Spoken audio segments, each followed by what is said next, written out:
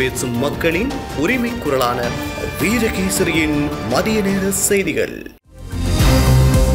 வாசிப்பது Avinash Johnson, செய்தியாசிரியர் MD லூசியஸ். முதலில் தலைப்புச் செய்திகள். வவுனியாவில் பெரும் பதற்றம். போலீசாரின் வெறிச் செயலால் பரிதாபமாக பலியான தந்தை. படையினர் குவிப்பு. எரிபொருள் செல்லும் வால்வை ஏன் அடைத்தீர்கள்? விமானியின் குரல் பதிவோடு விபத்துக்கான காரணம் வெளியானது. முதற்கட்ட அறிக்கையில் பகீர் தகவல். விபத்தில் சிக்கிய குடும்பம். பலியான மகனை எழுந்து அரவணைக்க முடியாமல் தவித்த தந்தை. மன்னாரில் பெரும் சோகம். வெளியான பரீட்சை பெறுபேறு. இலங்கை மக்களிடம் அவசர கோரிக்கை. மட்டக்களப்பில் முஸ்லிம்களின் மனித புதைக்குழி. நீதிமன்றம் பிறப்பித்த அதிரடி கட்டளையால் புதிய திருப்பம். செம்மணி மனித புதைக்குழி பின்னணியில் இராணுவமே என அதிரடி குற்றச்சாட்டு. கடலுக்குள் மூழ்கும் விமான நிலையம். என்ன செய்ய போகிறது ஜப்பான் அரசு? அமெரிக்காவுக்கு தயங்காமல் பதிலடி கொடுத்த இந்தியா. அதிர போகும் உலக சந்தை. உள்நாட்டு செய்திகள்.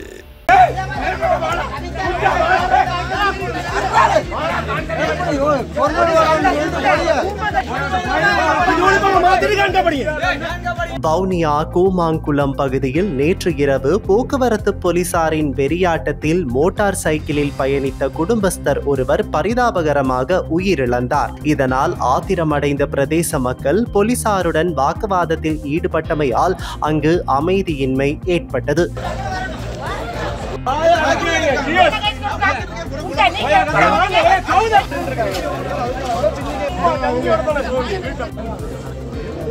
நேற்று இரவு 10 மணி அளவில் வவுனியா கூமாங்குளம் மதுபான விற்பனை நிலையம் அமைந்துள்ள வீதியில் 2 மோட்டார் சைக்கிள்களில் போலீசார் பயணித்துள்ளனர். இதன் போது அந்த வீதியால் மோட்டார் சைக்கிளில் பயணித்துக் கொண்டிருந்த நபர் ஒருவரை அவர்கள் துரத்தி சென்றதுடன் மோட்டார் சைக்கிள் சில்லுக்குள் தடியொன்றை வீசி தடையை ஏற்படுத்தினர். இதனால் நிலை தடுமாறி கீழே வீழ்ந்த குறித்த நபர் வீதியில் காணப்பட்ட கல்லொன்றில் தலை மோதி சம்பவ இடத்திலேயே உயிரிழந்தார். இதனை அவதானித்த மக்கள் ஆத்திரமடைந்து போலீசாரின் 2 மோட்டார் சைக்கிள்களையும் ஒரு வாகனத்தையும் சேதப்படுத்தினர். போலீசாரின் இந்த கொலை வெறியாட்டத்துக்கு நீதி கிடைக்க வேண்டும் என மக்கள் தெரிவித்ததுடன் போலீஸ் உத்தியோகத்தர் ஒருவரை நீண்ட நேரமாக சிறை பிடித்து வைத்தனர். இதனால் அந்த பகுதியில் குழப்ப நிலை ஏற்பட்டது.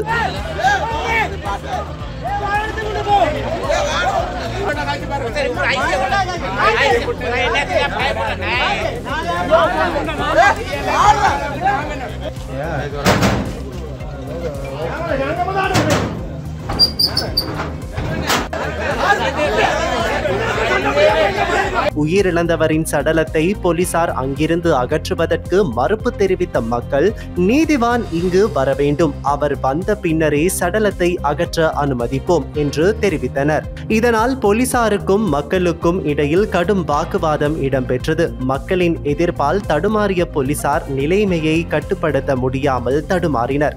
இந்நிலையில் வவுனியா சிரேஷ்ட போலீஸ் அத்தியட்சகர் சம்பவ இடத்துக்கு வருகை தந்து இந்த மரணத்தை கொலை வழக்காக பதிவு செய்து அதனுடன் தொடர்புடைய சந்தேக நபர்களை விசாரிப்பதாக தெரிவித்ததுடன் சடலத்தை அகற்றுவதற்கு ஒத்துழைப்பு வழங்குமாறும் அங்கு நின்ற மக்களிடம் கேட்டுக்கொண்டார்.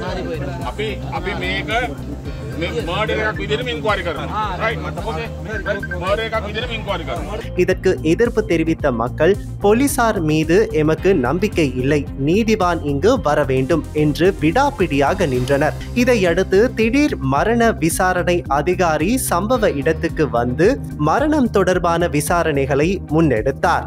அதன் பின்னர் மக்களின் கடும் எதிர்ப்புக்கு மத்தியில் சடலம் அந்த பகுதியில் இருந்து அகற்றப்பட்டு போலீசாரின் வாகனத்தில் வைத்தியசாலைக்கு கொண்டு செல்லப்பட்டது. வவுனியா கூமாங்குளம் பகுதியை சேர்ந்த 58 வயதுடைய ராமசாமி அந்தோணி பிள்ளை என்ற குடும்பஸ்தரே இந்த சம்பவத்தில் பரிதாபமாக உயிரிழந்தார். அவரது சடலத்துக்கு அருகில் மக்கள் சிறை பிடித்து வைத்திருந்த போலீஸ் உத்தியோகத்தரின் பெயர் பொறிக்கப்பட்ட லட்சணை ஒன்றும் காணப்பட்டது.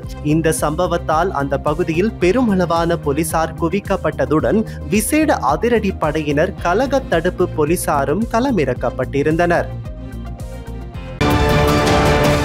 அகமதாபாத் ஏர் இந்தியா விமான விபத்து தொடர்பான 15 பக்கங்களை கொண்ட முதற்கட்ட அறிக்கை வெளியாகியுள்ளது. இதில் அதிர்ச்சி அளிக்கும் பல தகவல்களும் வெளியாகியுள்ளன. இந்த விசாரணை அறிக்கையை விமான விபத்து புலனாய்வு பணியகம் இன்று வெளியிட்டுள்ளது. கடந்த மாதம் அகமதாபாத்திலிருந்து லண்டன் புறப்பட்ட ஏர் இந்தியா விமானம் புறப்பட்ட சில வினாடிகளிலேயே மருத்துவக் கல்லூரி விடுதி மீது விழுந்து நொறுங்கியது. விமானத்தில் பயணித்த 242 பேரில் 241 பேர் உயிரிழந்தனர். விடுதி மற்றும் அருகில் உள்ளவர்கள் 19 பேர் உயிரிழந்ததாக தெரிவிக்கப்பட்டது. இதனால் மொத்தம் 260 பேர் உயிரிழந்ததாக அதிகாரப்பூர்வமாக அறிவிக்கப்பட்டுள்ளது. விபத்து குறித்து விமான விபத்து புலனாய்வு பணியகம் விசாரணை நடத்தி வருகிறது. இந்த குழு விசாரணை அறிக்கையை மத்திய அரசிடம் தாக்கல் செய்துள்ளனர். இந்நிலையில் அகமதாபாத் விமான விபத்துக்கு என்ஜின்களுக்கான எரிபொருள் விநியோகம் தடைப்பட்டதே காரணம் என 15 பக்கங்கள் கொண்ட முதற்கட்ட விசாரணை அறிக்கையில் தெரிவிக்கப்பட்டுள்ளது. விமானம் புறப்பட்ட சில நொடிகளிலேயே எரிபொருள் விநியோகம் தடைப்பட்டதால் 2 இயந்திரங்களும் செயலிழந்ததாக விசாரணை அறிக்கையில் தெரிவிக்கப்பட்டுள்ளது. மேலும் அந்த அறிக்கையில் 2 விமானிகள் பேசிக்கொண்ட தகவல்களும் வெளியாகியுள்ளன. ஒரு விமானி தனது சக விமானியிடம் எரிபொருள் செல்லும் வால்வை ஏன் அடைத்தீர்கள் என கேட்டுள்ளார். அதற்கு நான் அந்த வால்வை அடைக்கவில்லை என மற்றொரு விமானி பதில் கூறியதாக அறிக்கையில் தெரிவிக்கப்பட்டுள்ளது.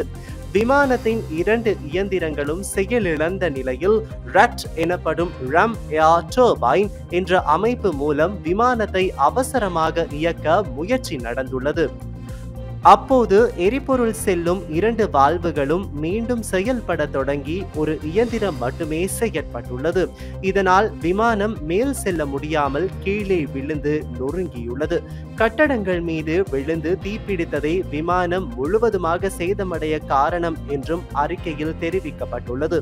இதே நேரம் விமானத்தில் நிரப்பப்பட்டிருந்த எரிபொருள் மாதிரிகளானது சிவில் விமான போக்குவரத்து இயக்குநரகத்தில் பரிசோதிக்கப்பட்டதாகவும் அதில் எந்த பிரச்சனையும் இல்லை எனவும் விசாரணை அறிக்கையில் தெரிவிக்கப்பட்டுள்ளது. ஆனால் விமானம் புறப்பட்ட சில நொடிகளிலேயே குறிப்பிட்ட உயரத்தை அடைந்ததும் 2 இயந்திரங்களும் 1 வினாடி வித்தியாசத்தில் அடுத்தடுத்து செயலிழந்ததாகவும் அவற்றை மீண்டும் செயல்படுத்த முயன்ற போது ஒன்று மாத்திரமே மீண்டும் செயல்படுவதற்கான அறிகுறிகளை காட்டியதாகவும் மற்றொன்று செயல்படவில்லை எனவும் கூறப்பட்டுள்ளது. இதனால் இயந்திரம் செயலிழந்து விமானம் கீழே விழுந்திருக்கிறது. விமானிகள் எவ்வளவோ முயன்றும் விமானத்தை மீண்டும் இயக்க முடியவில்லை என்றும் அறிக்கையில் தெரிவிக்கப்பட்டுள்ளது. அந்த அறிக்கையில் விமானமானது இந்திய நேரப்படி மதியம் 1:38 மணிக்கு புறப்பட்ட நிலையில் 1:39 மணிக்கெல்லாம் விமானிகளில் ஒருவர் மேடே மேடே என்று அவசர அழைப்பு விடுத்திருக்கிறார். உடனே விமான போக்குவரத்து கட்டுப்பாட்டாளரும் அழைப்பு குறித்து விசாரித்திருக்கிறார். ஆனால் அந்த பக்கத்திலிருந்து பதில் ஏதும் கிடைக்கவில்லை. அதே நேரத்தில் விமான நிலையத்திற்கு வெளியே விமானம் கட்டிடத்தில் மோதி விபத்துக்குள்ளானதை நேரில் பார்த்து அவர் உடனே அவசர கால பதிலை செயல்படுத்தி இருக்கிறார் என்று குறிப்பிடப்பட்டுள்ளது. விபத்துக்குள்ளான விமானத்தின் 2 இயந்திரங்களும் இடிபாடுகளில் இருந்து மீட்கப்பட்டு விமான நிலையத்தில் பரிசோதனைக்காக தனிமைப்படுத்தப்பட்டிருப்பதாகவும் அவற்றில் எந்த பாகங்களை ஆராய வேண்டுமோ அவை தனியாக பிரிக்கப்பட்டிருப்பதாகவும் அறிக்கையில் கூறப்பட்டுள்ளது. இதுபோக ஏர்போன் ஃபிளைட் ரெக்கார்டில் இருந்து பெறப்பட்ட தரவுகள், விபத்தில் இறந்தவர்களின் பிரேத பரிசோதனை அறிக்கைகள், என்ஜின் ஆபரேட்டர்கள் உள்ளிட்டவற்றை வைத்தும் கூடுதல் விவரங்களை சேகரிக்கும் பணிகள் தொடர்ந்து நடைபெற்று வருவதாக விமான விபத்து புலனாய்வு பணியகம் தனது அறிக்கையில் தெரிவித்திருக்கிறது. முதற்கட்ட அறிக்கை தற்போது வெளியான நிலையில் முழுமையான அறிக்கை வெளிவர இன்னும் 6 மாதங்களாகும் என்றும் தெரிவிக்கப்பட்டுள்ளது. மன்னார் நானாட்டான் பிரதான வீதி நறுவிலிக்குளம் பகுதியில் கடந்த வியாழக்கிழமை 10ஆம் திகதி மாலை இடம்பெற்ற விபத்தில் உயிரிழந்த சிறுவனின் உடலை குறித்த விபத்தில் படுகாயமடைந்து மன்னார் மாவட்ட பொது வைத்தியசாலையில் சிகிச்சை பெற்று வரும் குறித்த சிறுவனின் தந்தை இறுதியாக பார்க்கும் புகைப்படம் வெளியாகி பலரையும் சோகத்திற்கு உள்ளாக்கியுள்ளது. மன்னார் நானாட்டான் பிரதான வீதி நறுவிலிக்குளம் பகுதியில் இருந்து மோட்டார் சைக்கிளில் தந்தை தந்தை, தாய், மகன் மற்றும் மகள் ஆகிய 4 பேரும் கடந்த 10ஆம் திகதி மாலை நானாட்டான் நோக்கி மோட்டார் சைக்கிளில் பயணித்துக் கொண்டிருந்த போது நானாட்டான் பிரதான வீதியூடாக மன்னார் நோக்கி பயணித்துக் கொண்டிருந்த பட்டா ரக வாகனம் மோட்டார் சைக்கிளுடன் மோதி விபத்து இடம்பெற்றுள்ளதாக தெரிய வருகிறது. இதன் போது மோட்டார் சைக்கிளில் பயணித்த தந்தை, தாய், மகன் மற்றும் மகள் ஆகிய 4 பேரும் பலத்த காயங்களுடன் மீட்கப்பட்டு மன்னார் மாவட்ட பொது வைத்தியசாலையில் அனுமதிக்கப்பட்டனர். எனினும் பலத்த காயங்களுக்கு உள்ளான 4 வயதுடைய சிறுவன் சிகிச்சை பலனின்றி உயிரிழந்தார். மேலும் பலத்த காயமடைந்த தந்தை, தாய் மற்றும் 12 வயதுடைய சிறுமி ஆகிய மூவரும் மன்னார் மாவட்ட பொது வைத்தியசாலை அவசர சிகிச்சை பிரிவில் சிகிச்சை பெற்று வந்த நிலையில் குறித்த 12 வயதுடைய சிறுமி மேலதிக சிகிச்சைக்காக யாழ்ப்பாணம் வைத்தியசாலைக்கு மாற்றப்பட்டுள்ளார். இந்த நிலையில் குறித்த 4 வயதுடைய சிறுவன் உயிரிழந்த சம்பவம் தந்தைக்கு தெரியாத நிலையில் நேற்றைய தினம் வெள்ளிக்கிழமை மகன் இறந்த செய்தியை தந்தையிடம் தெரிவித்துள்ளனர். இந்த நிலையில் பலத்த காயங்களுக்கு உள்ளாகி சிகிச்சை பெற்று வரும் தந்தை எழுந்து நடக்க முடியாத நிலையில் தனது 4 வயதுடைய மகனுக்கு வைத்தியசாலையில் வைத்து இறுதி அஞ்சலி செலுத்தியுள்ளார். உயிரிழந்த சிறுவனின் சடலம் இறுதி கிரியைகளுக்காக உறவினர்களிடம் கையளிக்கும் முன்னர் வைத்தியசாலையில் அவசர சிகிச்சை பிரிவில் சிகிச்சை பெற்று வரும் தந்தைக்கு காண்பிக்கப்பட்ட நிலையில் தனது மகனின் உடலை தடவி தந்தை அஞ்சலி செலுத்தினார். குறித்த புகைப்படங்கள் சமூக வலைதளங்களில் வெளியாகி அனைவரையும் சோகத்தில் ஆழ்த்தியுள்ளது.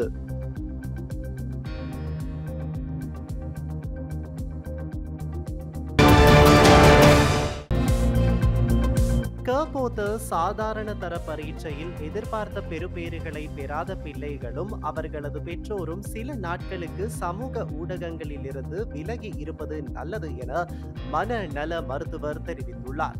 கராபிட்டிய போதனா மருத்துவமனையின் சிறப்பு மனநல மருத்துவர் ரூமி ரூபன் இதனை தெரிவித்துள்ளார். சிறப்பு தேர்ச்சி பெற்ற பிள்ளைகளின் பெற்றோர்கள் தங்கள் பரீட்சை முடிவுகளை சமூக ஊடகங்களில் வெளியிடுகின்றார்கள். சித்தியடையாத பிள்ளைகள் இதை பார்க்கும் போது அவர்கள் மன சோர்வடைகிறார்கள். எனவே தேர்வில் சித்தியடையாத பிள்ளைகள் அல்லது எதிர்பார்த்த முடிவுகளை அடையாத பிள்ளைகள் இந்த நாட்களில் சமூக ஊடகங்களை பயன்படுத்தக்கூடாது.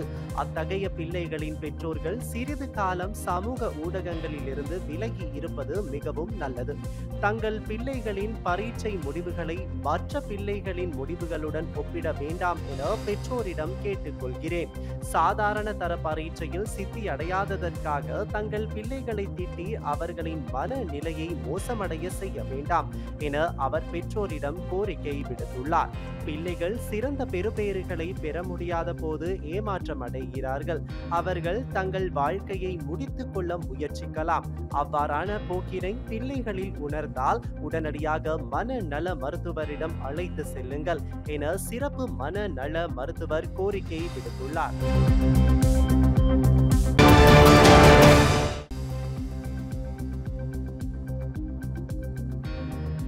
மட்டக்களப்பு வீதியில் குருக்கள் மடம் எனும் இடத்தில் கடத்தி காணாமலாக்கப்பட்டு கொலை செய்யப்பட்டதாக கூறப்படும் முஸ்லிம்களின் மனித புதைக்குழி தொடர்பான வழக்கில் புதிய திருப்பம் ஏற்பட்டுள்ளது. கடந்த 1990ஆம் ஆண்டு ஜூலை மாதம் 12ஆம் திகதி புனித ஹஜ் கடமையை நிறைவு செய்து வீடு திரும்பிய யாத்ரீகர்கள் மற்றும் வியாபாரிகள் கல்முனை மட்டக்களப்பு வீதியில் குருக்கள் மடம் எனும் இடத்தில் கடத்தி காணாமலாக்கப்பட்டு கொலை செய்யப்பட்டு புதைக்கப்பட்டமை தொடர்பில் பாதிக்கப்பட்ட அப்துல் மஜீத் அப்துல் ரவூஃப் என்பவரால் களுவாஞ்சிக்குடி போலீசாருக்கு முறைப்பாடு மேற்கொள்ளப்பட்டிருந்தது. அதன் அடிப்படையில் கடந்த 2014ஆம் ஆண்டு களுவாஞ்சிக்குடி சுற்றுலா நீதிமன்றில் தாக்கல் செய்யப்பட்ட வழக்கில் கௌரவ நீதிவான் குறித்த சந்தேகத்திற்கிடமான மனித புதைக்குழி அமைந்துள்ளதாக நியாயமாக சந்தேகிக்கப்படும் இடத்தை தோண்டுவதற்கான பூர்வாங்க நடவடிக்கைகளை மேற்கொண்டு மன்றுக்கு அறிக்கையிடுமாறு உரிய அரச திணைக்களங்கள் மற்றும் நிறுவனங்களுக்கு கட்டளை பிறப்பித்திருந்தார். அதன் அடிப்படையில் நில அளவை திணைக்களம், புவி சரிதவியல் அளவை மற்றும் சுரங்கங்கள் பணியகம், தொல்லியல் திணைக்களம், காணாமல் போனோர் தொடர்பாக அலுவலகம், தடயவியல் மருத்துவம் மற்றும் நஞ்சியல் நிறுவகம் என்பன தமது ஆய்வுகளை மேற்கொண்டு குறித்த சந்தேகத்திற்கிடமான மனித புதைக்குழி அமைந்துள்ளதாக நியாயமாக சந்தேகிக்கப்படும் இடத்தை தோண்டுவதற்கான பூர்வாங்க நடவடிக்கைகளை முடிவுறுத்தி மன்றுக்கு திட்ட வரைவையும் சமர்ப்பித்திருந்தனர். இந்நிலையில் மன்றுக்கு சமர்ப்பணங்களை மேற்கொண்டிருந்த களுவாஞ்சிக்குடி போலீசார் குறித்த விடயம் தொடர்பில் சட்டமா அதிபரின் ஆலோசனையை பெற்று அதனை நீதிமன்றுக்கு அறிவிப்பதற்கு தவணையொன்றை வழங்குமாறு மன்றுக்கு தெரிவித்திருந்தனர்.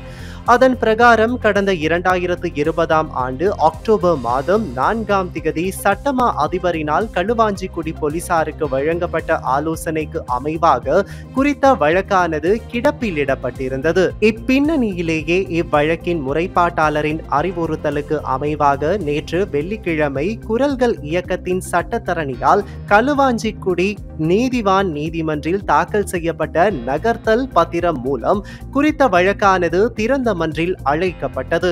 இதன்போது முறைப்பாட்டாளர் சார்பில் மன்றில் முன்னிலையாகி இருந்த சட்டத்தரணிகளின் சமர்ப்பணம் மற்றும் வழக்கேட்டை மிக நுணுக்கமாக ஆராய்ந்த நீதிமன்றமானது முறைப்பாட்டாளரின் முறைப்பாடானது நீதிமுறையாக அணுகப்படாமல் நிலுவையாக உள்ளமையானது நீதியின் பாற்பட்டதல்ல எனும் அடிப்படையில் குறித்த வழக்கை எதிர்வரும் 21ஆம் திகதி தவணையிடுவதாகவும் குறித்த தினத்தில் மன்றில் முன்னிலையாகுமாறு சட்டமா அதிபருக்கும் காணாமல் போனோர் தொடர்பான அலுவலகத்துக்கும் களுவாஞ்சிக்குடி போலீசாருக்கும் அறிவித்தல் அனுப்புமாறு கட்டளை பிறப்பித்துள்ளார்.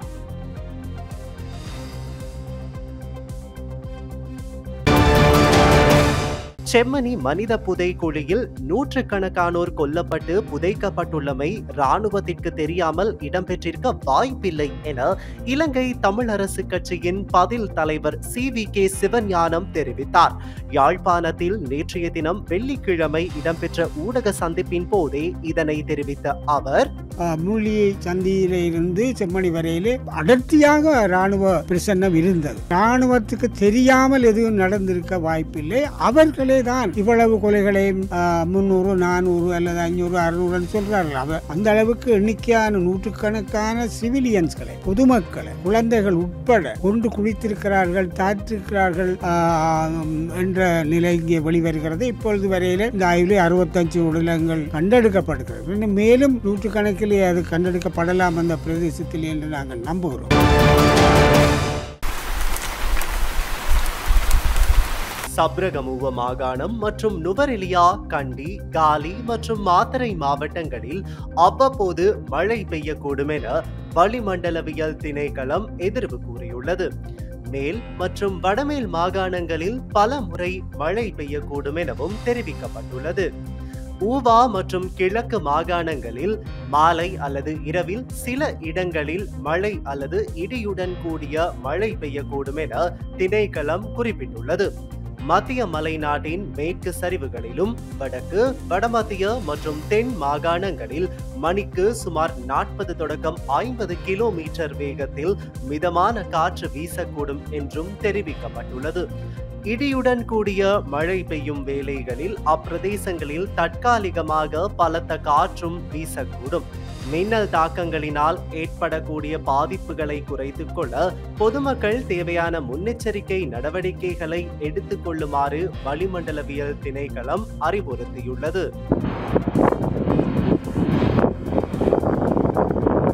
வெளிநாட்டு செய்திகள்.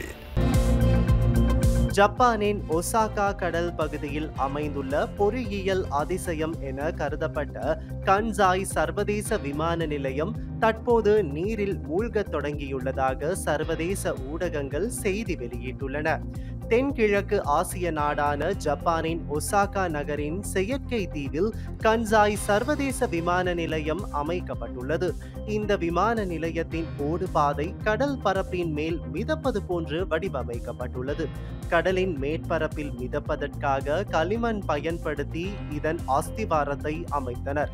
இந்த கட்டமைப்பு நீண்ட காலம் தாக்குப்பிடிக்கும் என கருதப்பட்ட நிலையில் தற்போது கணிப்புக்கு முன்னதாகவே கடலுக்குள் மூழ்க தொடங்கியுள்ளது. செயற்கை தீவின் மேற்பரப்பு 13 அடியும் விமான நிலையம் 45 அடியும் மூழ்கியுள்ளன. இது விமான நிலையத்தின் ஸ்திரத்தன்மை மற்றும் புயலை தாங்கும் தன்மை குறித்த கேள்விகளை எழுப்பியுள்ளது. கடல் மட்டம் உயர்வு மற்றும் இயற்கை காரணிகள், களிமண் அடித்தளத்தால் மிக பெரும் எடையை தாங்கி நிற்க முடியாத நிலை ஆகியவற்றால் விமான நிலையம் மூழ்கி வருவதாக ஆராய்ச்சியாளர்கள் கூறுகின்றனர். இந்த விமான நிலையம் ஜப்பானின் பிராந்திய பொருளாதாரத்தின் வளர்ச்சிக்கு முக்கிய பங்காற்றி வருகிறமையும் குறிப்பிடத்தக்கது.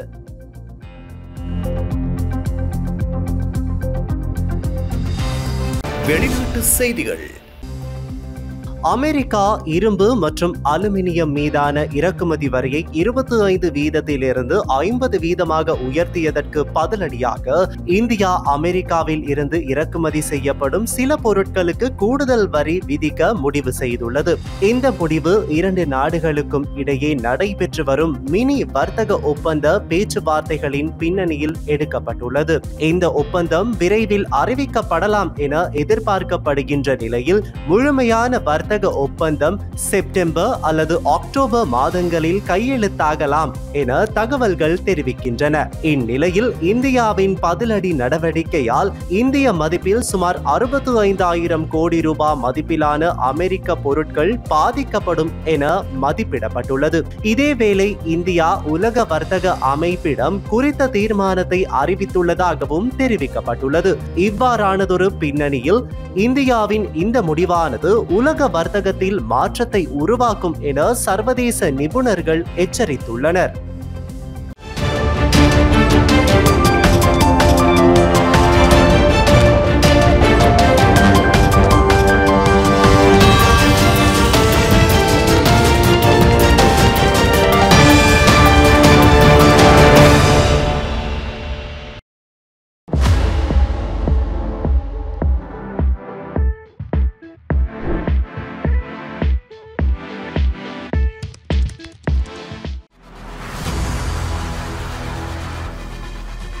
இலங்கையின் முதல் நிலை முதற்தர செய்தி வழங்குனர் வீரகேசரியின் குறுந்தகவல் செய்திகளை உடனுக்குடன் தமிழில் பெற்றுக்கொள்ள டயலாக் வலையமைப்பிலிருந்து REG இடைவெளி வீக்கி என்று பதிவிட்டு 87 960 என்ற எண்ணுக்கு குறுஞ்செய்தி ஒன்றை அனுப்புங்கள். வீரகேசரி செய்தியுடன் இணைந்திருங்கள்.